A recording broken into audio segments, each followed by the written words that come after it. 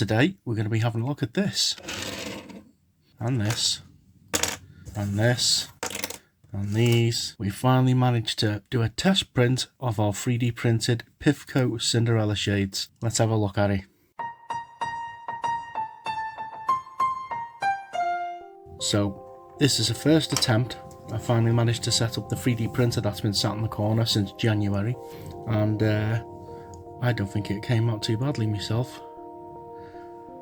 Anybody who's into these kinds of lights will automatically know what this is. This is the flatter surface, the base. Did it this way just as an experiment.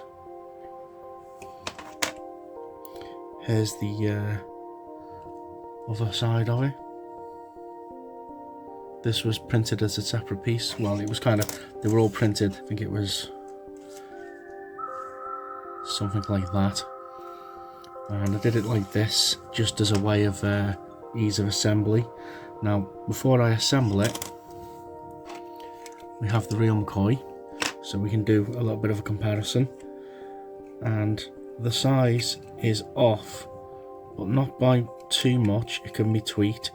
But when you consider that I had never used CAD software before or 3D printed before, I designed the 3D file from scratch myself on Tinkercad, and I used a pair of calipers and learned myself how to do it, and that's not too bad. It's not exactly the same, but we can tweak it, we can do it, we can maybe try and see if we can take some pictures of this and get it uploaded into the CAD software and convert it into a 3D image.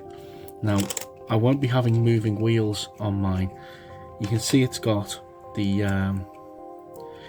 the axles in place, but the wheels would literally just be glued on, and I think that would be good enough. So, because this is just a test one, we're going to glue it together and see what it looks like.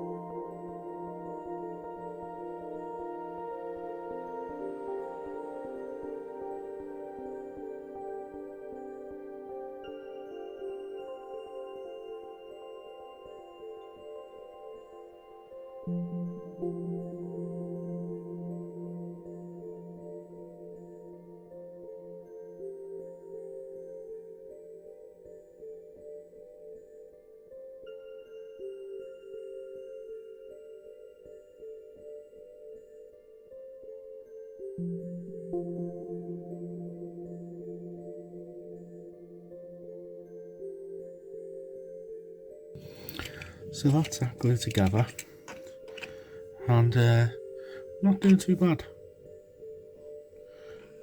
Got the basic shape. If we eventually get a bulb in there, it might be a bit too shallow, but we've still got to do the inner shell first. We can get to that one at a later date. But what do you think? I don't think it's too bad for a first effort. It doesn't have the detail on it. Again, it's a work in progress. I'm quite happy with the way it turned out as an experiment. Before we go, just thought I'd share this with you. This is a custom shade that I designed. I made the design a couple of years ago. So that's general design.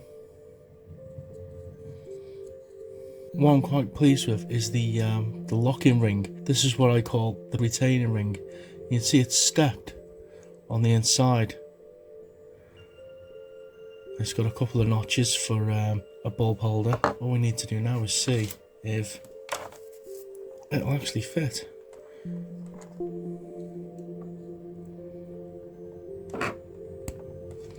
It does, and it turns as well, and that's locked in place. So this is the first test print of my custom generic locking ring, which is like a Pifco, Woolworths, Winfield 2-pin bayonet fit, and it fits perfectly. and I'm really happy with that. I can't light it up at the moment because this set of lights is just a spare set of lights, but I might have another set of lights to test it on. So what I'm going to do, I'm just going to disconnect this bulb, put it on this red one. Oh, look at that, fits perfectly. Now let's get it lit up. I'm not holding out much hope because it's not clear. Oh, it lets light through. Again, this isn't the final design. I need to thin out the walls a bit, use the more transparent 3D printing filament, but there you go. A custom 3D printed Christmas light shade that'll fit generic lights. Anyway, that's all we got for you today. Hope you enjoyed this video. Stay subscribed and hopefully we'll get some more updates on this as we do some more tinkering with it. And I'll catch you on the next one.